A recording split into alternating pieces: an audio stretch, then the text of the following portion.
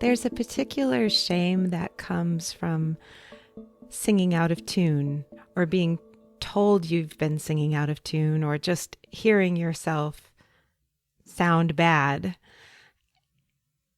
And it's the kind of shame that can make you not want to sing out at all because you don't want other people to hear you. And it can prevent you from joining a chorus, auditioning for something, or probably even more importantly, getting help. Because if you sing out of tune and then you go to a voice lesson and the voice teacher hears you sing out of tune, well, then they might tell you that you really shouldn't be singing.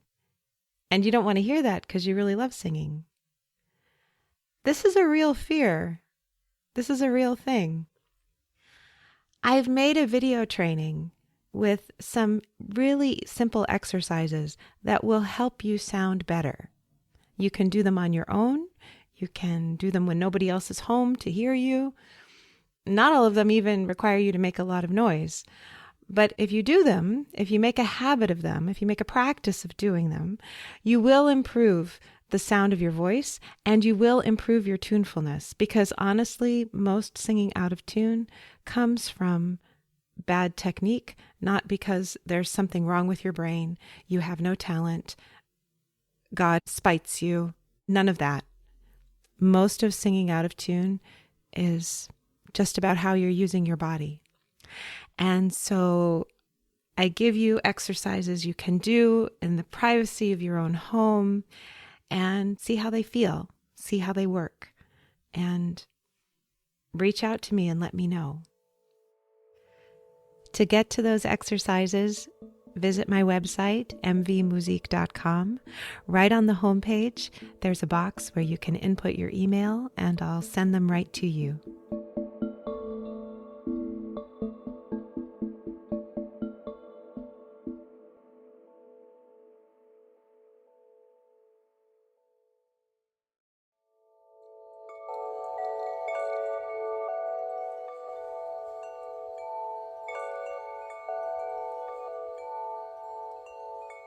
Your voice is unique to you. It grows as you grow. It changes as you change. If you're curious about the relationship between your voice and your body, your heart and your mind, welcome. My name is Michèle Voillequé, and I can't wait to hear you. Finding time to practice is a conversation that I have with my students a lot. And it's a conversation that I have with myself a lot. A lot of my students come to their lesson and with apologies for not having practiced as much as they wanted to, for feeling like they didn't practice really successfully, like they weren't able to replicate something that they learned in the lesson. I'm not one of those teachers that sends you home if you haven't practiced. And I, maybe more than anyone, understand the drama of learning something in a lesson and then going home and I can't find it again. That has been a huge frustration in my own learning, to the point where for a long time I practiced very little outside of my lesson. That is to say, I didn't make very many sounds outside of my lesson for fear that I would do it wrong. And instead, I practiced mostly in my head. I worked on notes in my head or with a hum. I worked on rhythms without singing full out because I was so worried about developing a bad habit or reinforcing bad habits with how I was using my voice. Was that bad? Was that overly neurotic? I don't know. I am where I am right now, and I'm really pleased with my voice. But just to say that that happened, and maybe you are having a similar experience right now, I want you to know that you're not alone. So, finding time to practice, how do we do that? First of all, as kind of illustrated by the story I just told you, there are different kinds of practicing. There's working on the notes and the rhythm or the words, the script, the blocking before you know it, or the choreography before you know it precisely. There's practicing to get the content right? To do the right thing.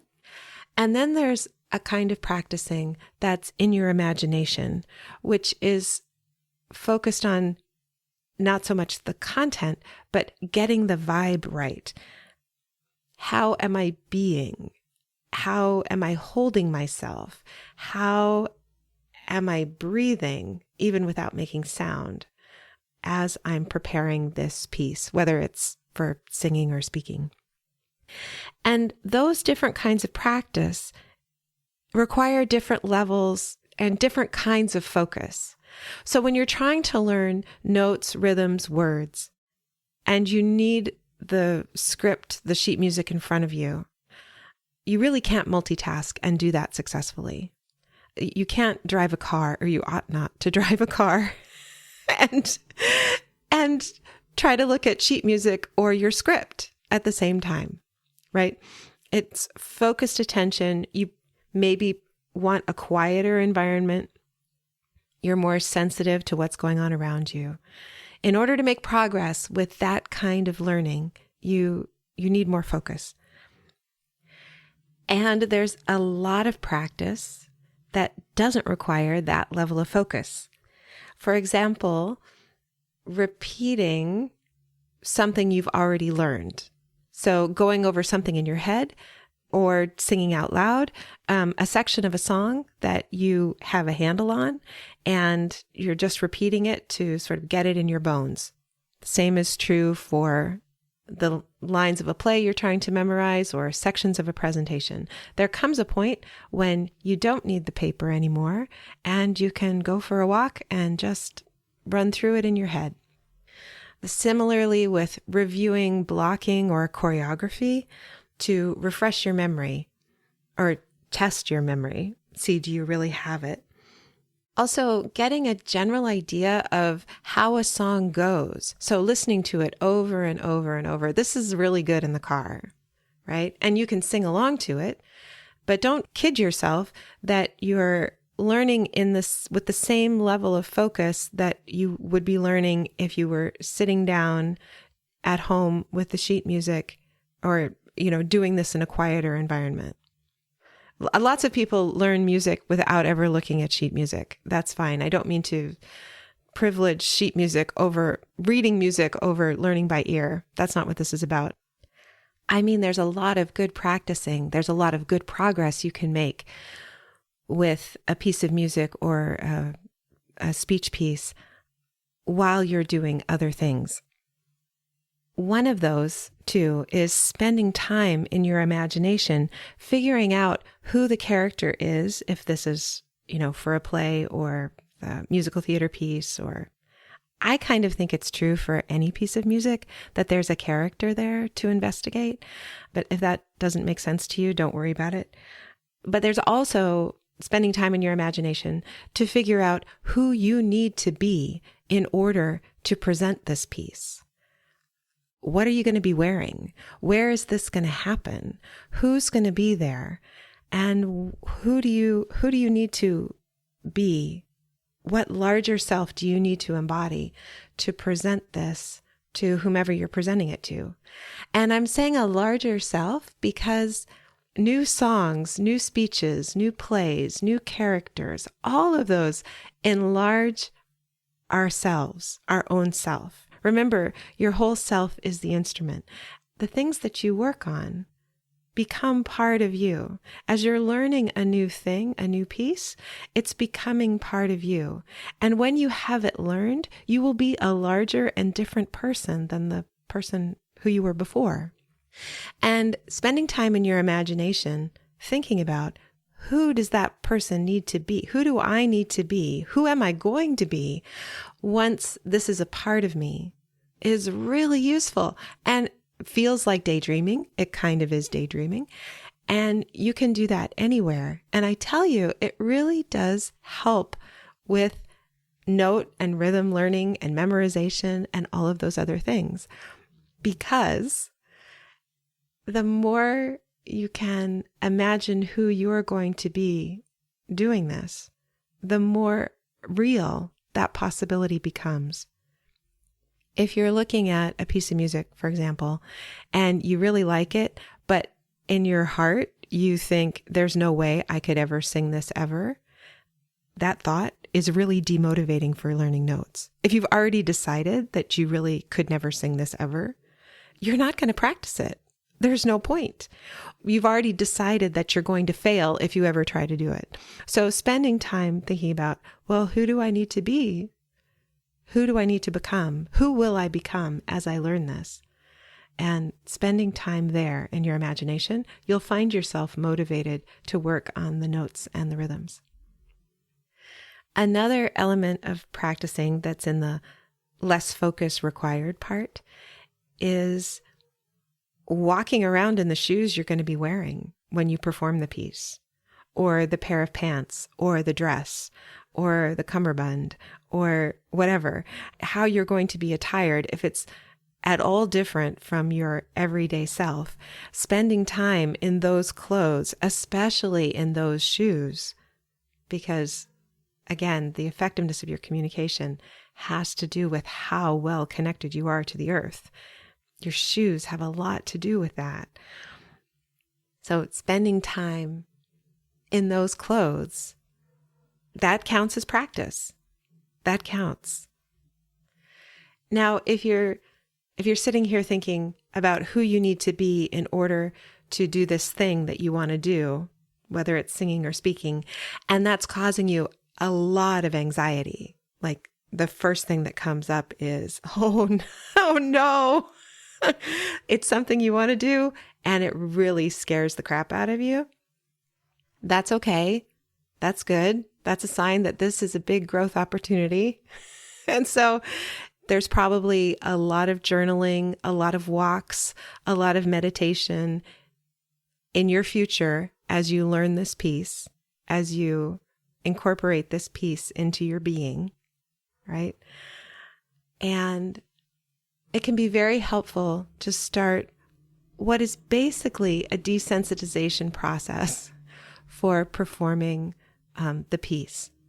So, as an example, I've worked with people who were working on songs that they were going to sing at their own wedding.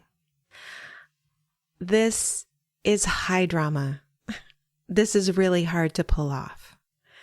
And for all of them, it's been really hard to imagine pulling it off, because for some of them, they would just think about what it would be like to do that, and they would start to cry. They were so moved by their love for their partner, the song they wanted to sing. They were just overcome. They were flooded with emotion about the person, the event, the moment that they were trying to prepare for. And what we did that was helpful was I asked them to sing instead to a stuffed animal that I have in my teaching studio. And for some of them, that was too much at the beginning. So in my studio, I also have a soccer ball. And so I asked them, okay, sing to the soccer ball, or sing to the pattern in the rug, or sing to the spot on the wall, something that doesn't have eyes and a mouth. And so just learning how to send sound out of their body to a specific target. And that was doable. And then we gradually moved from the neutral thing, the object, the thing that had nothing animate about it at all, to the stuffed animal, to a photograph of the person, and then to holding them in their mind's eye as they sang the song. Or in some cases, the couples came together to a lesson to work on songs they were singing to each other and or with each other, and then practicing with one another. So you get used to the nerves, you get used to the emotion, you get used to the tears that stop flooding you. It's not that you no longer care. It's that you're used to the feeling. You're becoming that larger person, that bigger person who is incorporating this song, this moment, this event into their being. And it's less scary because you've grown and you've helped yourself grow in a really kind and thoughtful way. Not in a way like you're supposed to be better at this immediately, not in a bludgeoning, punishing way, but just very gently taking the smallest steps you need to get from A to B. Now that's true with focused practice as well. It's not just true about the kind of practicing you're doing in the imagination. Sometimes there are sections of music that are really difficult, and I've needed to break things down to 2 notes. Like it's a string of 16 or 20 notes. It's a whole section of music that's really difficult for me, and I need to spend, a lot of focused time on it. And I start with 2 notes. I don't try to do all the 16, right, at once. Or, of course, I would try to practice all 16 notes, at one time, and it wouldn't work, and I'd get frustrated. And then I would remember how kind I am to my students. Michèle, could you be that kind to yourself right now? And just start with 2 notes, and then add 1, and then add a couple more, and work from there. And it feels like it's going to take me forever, but I know that if I slow down to the smallest bits, it doesn't take forever. It actually ends up taking less time because I'm learning more effectively. So with that being said, you can really get a lot done in 5 or 10 minutes. Finding time to practice isn't necessarily about blocking out a half an hour, 3 hours on your calendar, pushing things aside. Finding time to practice really is more about considering what you want to work on and what kind of focus that requires. And then looking for moments in the day when you have that kind of focus available to you. So you might already have an idea of when you could be practicing. As you think over your day, you may notice there are little gaps here and there. Oh, I could be practicing. You might find yourself doom scrolling on your phone and thinking, oh, I could be practicing right now. It's actually scientifically proven, I'll put a link in the show notes, that it's easier to add a new habit if you attach it to a pre-existing thing that you do automatically. So let's say every afternoon you make yourself a cup of tea and you haven't filled the time that you're waiting for the kettle to boil with anything in particular, So maybe you try for a couple of weeks when you put the kettle on to boil, that you practice a little bit. Maybe you listen to a song that you're trying to learn. Maybe you sing through the chorus that has been giving you trouble 3 or 4 times. Maybe you quickly outline the presentation that you're preparing just to see if you can do it from memory. Like, this is how it needs to go. Or maybe you practice your closing lines, how you're going to wrap everything up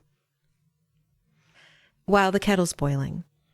And you try that for a couple of weeks, and you don't expect that this is going to work. I mean, if you try it the first day and you forget, or you don't have anything to work on, whatever, in air quotes, it doesn't work, that's okay. Try again.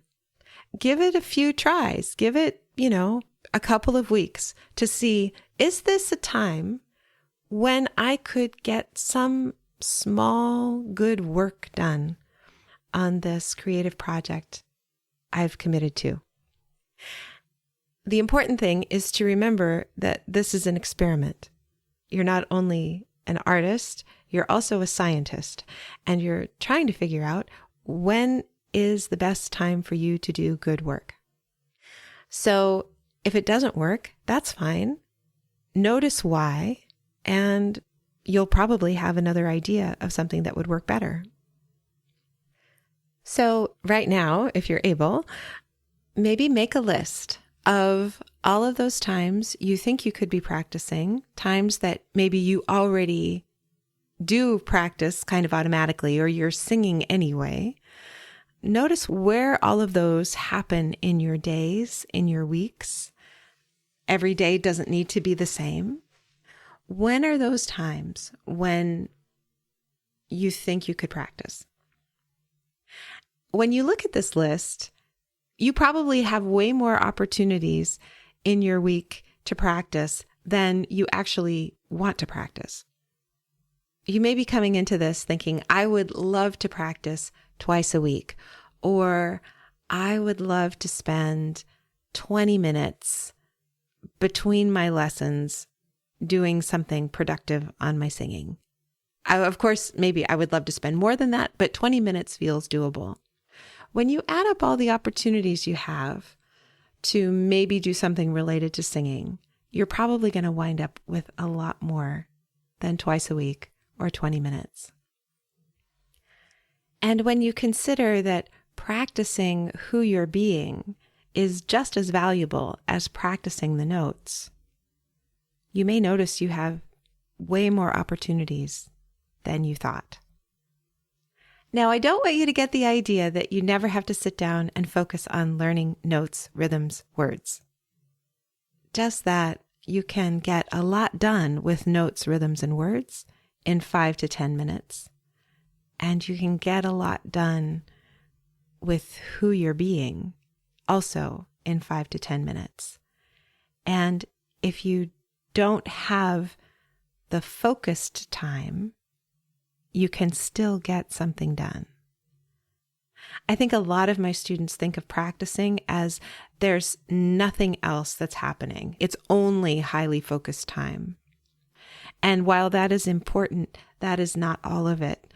And as you grow as a musician, as a speaker, as a creative being, the more you are creative and musical all the time, the easier the learning gets because you're always in that zone, and the more amazing your life gets.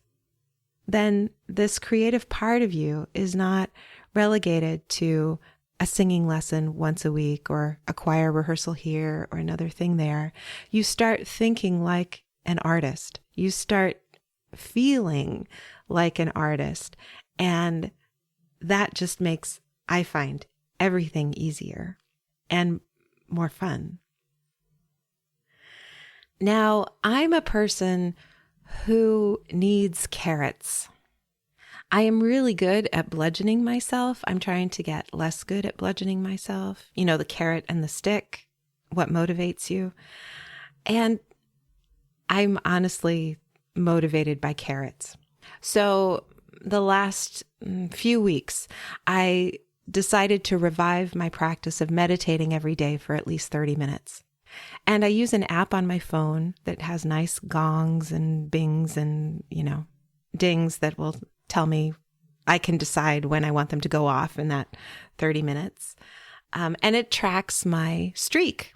So when I open the app, it tells me, how long my daily streak is. And that's fun, but that's not enough of a carrot for me.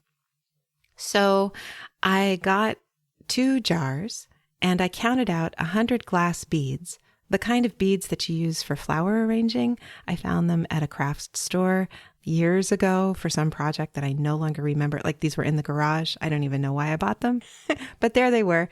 I counted out 100 of them and I put 100 in one of the jars.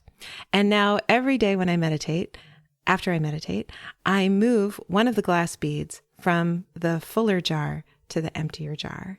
So it hasn't been very long yet, but I can see that I'm accumulating days. of having meditated. And I'm really proud of those glass beads that have made it into the other jar. I don't know why I chose 100. It seemed like a nice round number. I know there are studies about how long it takes to establish a new habit. I think the numbers are much shorter than 100 days. I don't know. They just look pretty. And they make a nice sound when they fall into the jar, you know. You might be a person who likes stickers, who likes to check off boxes, who really loves growth charts, things to color in when you accomplish things, gold stars. You're not wrong. If those things are motivating to you, use them to motivate you, because practicing can be really hard. Practicing is paying sustained attention to something that we're trying to improve. And the thing about paying attention is that the more you pay attention, the more you hear room for improvement. And so the consequence of practicing can be a lot of despair, because after a few sessions, you start to hear or notice how far you have to go. And that can be really discouraging. So you need to find a way to enjoy the journey, to enjoy the process of practicing itself and rewarding yourself for practicing even when you feel like you didn't get anywhere. Just because you feel like you didn't get anywhere, that doesn't mean you didn't get anywhere. You got somewhere. At the very least, you kept a promise to yourself. You worked on the habit of showing up for your art. And that is everything. That is absolutely everything. Building the habit of showing up for your art, showing up for you. So I think it's really important for you not to write down in your calendar, I'm going to practice here and here and here and here, and then ignore the calendar and not do that. To whatever extent possible, try to keep your promises to yourself. If you write it down in your calendar and you don't practice then, reschedule it for another time. Honor the commitment, even if it can't happen right now, but don't ignore it. Don't pretend you didn't make that commitment. When you go to perform something, you need to be crystal clear that you trust yourself. You have to trust that you know what you're doing, you know the piece, you're ready to perform it. You have to trust your body, that it knows how to be calm. You really have to trust yourself. And breaking promises in your calendar is undermining that trust. So keep your word to yourself. I think it's fine to not write anything down in a calendar.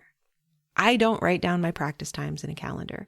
What happens for me is usually Sunday night or Sunday sometime, I look at the week ahead and see when I've got time in my days to work on the stuff that I want to work on. And I might make a practice plan. I might say, I really need to work on this section this week, or I really need to, nail this down. But I don't all the time. But I might have a plan. And with that, sitting and looking at my calendar, looking at the pieces I'm working on, developing a plan in my head, I usually get to the end of the week and find that I did something, that I was true to my intention for the week. When I have written things down in my calendar or written things down on a piece of paper, like the various things I need to work on, I make much better progress than if I just leave them in my head. But I do make progress even if I just think about it and then, just kind of find time. You will find your own way with this. You know yourself and your learning process better than anyone, and what works to hold you accountable better than anyone. I think the most important thing with all of this is to remember that you are learning a new thing, hopefully because you love it. Hopefully because you're intrigued by who you will become in the process of learning it.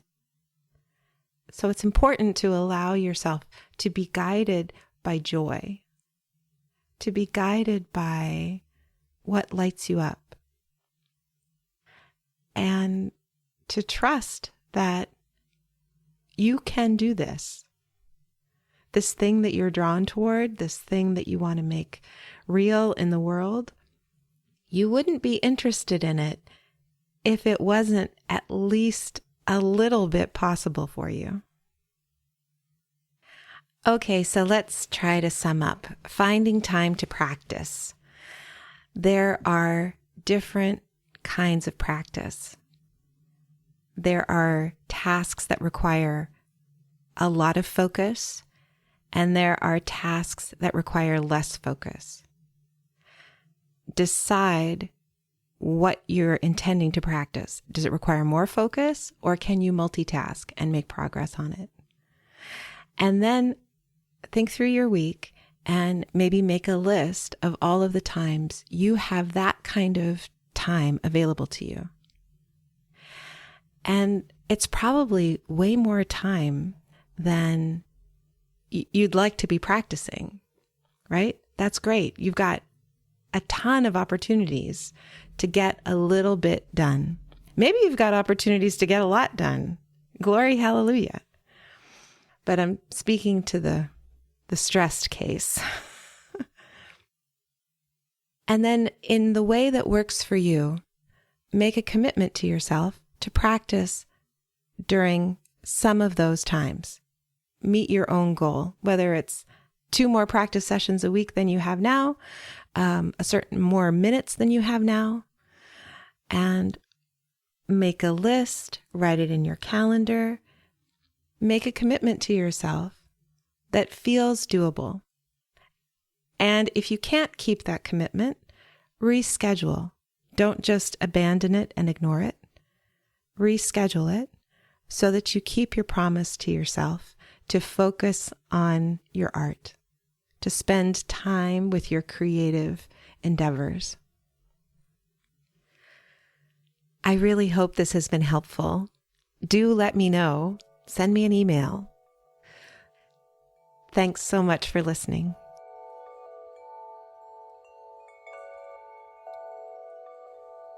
If you enjoyed today's episode, please rate and review on Apple Podcasts or wherever you listen. Every positive review helps new people find the show. Subscribing ensures you'll learn about new episodes as soon as they come out. If you have a question about singing or speaking or being, please send me an email at letters@mvmusique.com. That's letters at M as in Mary, V as in Victor, MUSIK.com. Transcripts and show notes are available on my website. You can subscribe to my newsletter there too. Can't Wait to Hear You is produced in conjunction with Particulate Media. I'm your host, Michèle Voillequé. I can't wait to hear you.